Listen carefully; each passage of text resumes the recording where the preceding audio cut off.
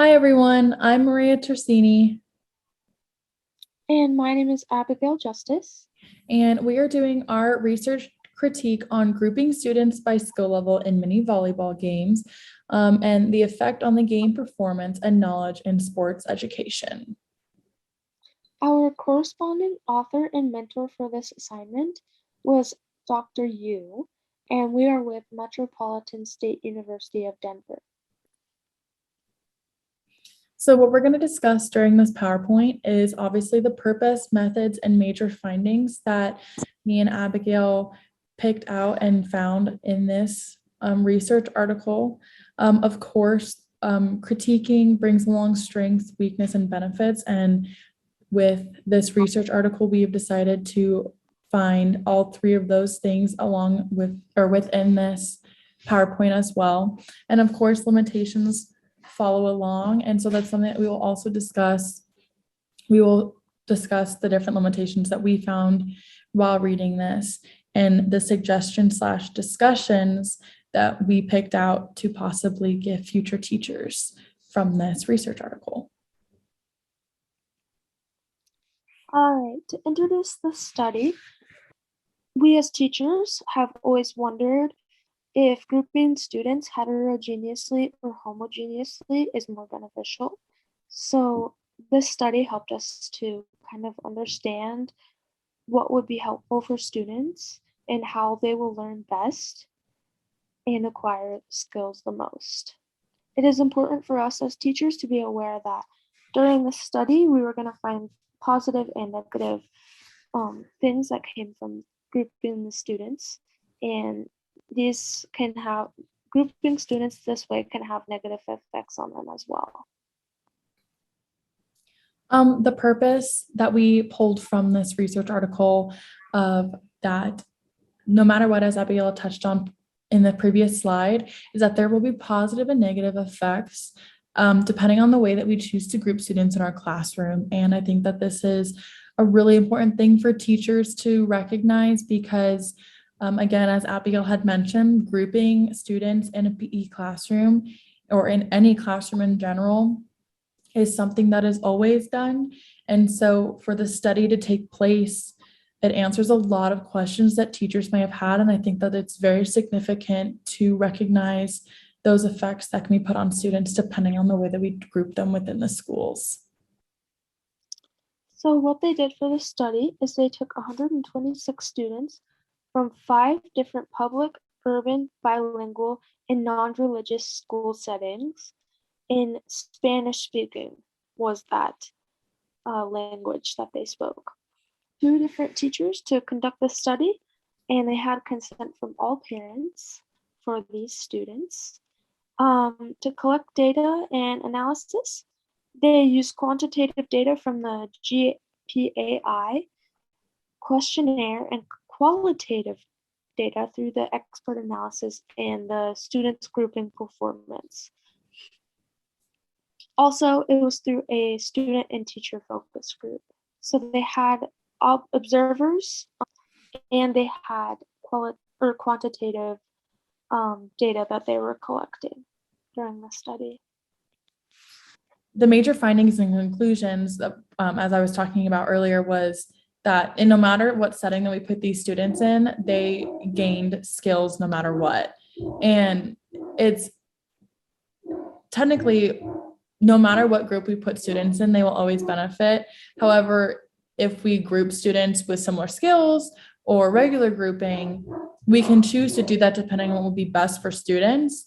But either way, students will always be successing. So there was not exactly a benefit over one benefited over the other, but both approaches when choosing to group students in this way are appropriate.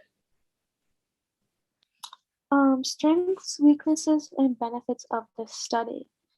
Since this study was focused on skill development, students had huge improvements on things forehand passes, overhead, and blocking skills. Instruction was solely based on skill development, so that's what we saw in our findings. All experts agreed that skills were improved and teamwork was used.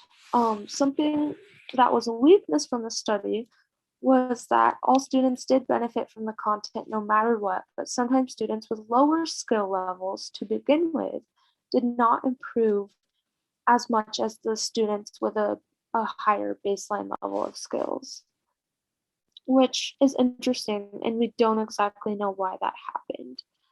Benefits of the study, we now know that in all settings, all students will be benefiting from instruction, which is great to know as teachers. So some limitations that we found throughout this article was that we hope that information or instruction was given the same and is the same in both settings as those two teachers were teaching these two groups of students. However, of course, they are not a mirror image of each other. So having this be perfect is probably not possible. So there's always room for maybe some little errors that could have taken place as the different teachers. But I'm sure, as in this article, the impression that we got was that the instruction was given in the similar ways as best as both teachers could. Also, it was used in two different settings. So these teachers were teaching not in the same area. They were using different settings. And so that could have been also a part that caused limitations because it wasn't, again, a mirror image or exact place that all students were participating in.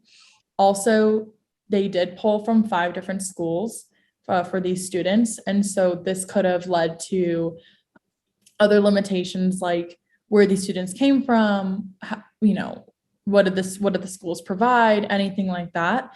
Another limitation that I noticed as well is that they were both 2 female teachers, which is it's good because they both were female, but having a male, maybe that could have they're having it the opposite sex could have maybe done something else. So while we think that 2 female teachers may have taught the same way because they both were females having the same sex, it could have possibly led to another limitation, not having it differently as well.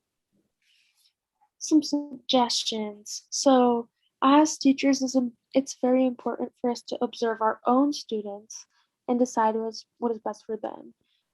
For example, in a school setting, teaching, for example, badminton, we want to observe students in a homogeneous setting and then a heterogeneous setting and think and decide what is working best for them and maybe go from there. And not all students are going to learn the same. So it's important for us to take that in mind, keep that in mind when we are in our own schools, in our own gyms, in our own classrooms.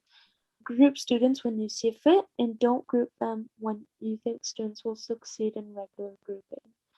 It's important for us to build up student confidence no matter what, if they're homogeneous grouped or heterogeneous grouped. That's going to help them to learn and grow as we try to progress their skills and their knowledge of each game that we teach. The more confident they feel, the more motivated they will be to learn and develop their skills. Thank you all so much. It was a pleasure to critique this article, and thank you again, Dr. Yu, for um, being our corresponding author and our mentor on this assignment. Thank you, everybody. I hope that you enjoyed our PowerPoint for this research article.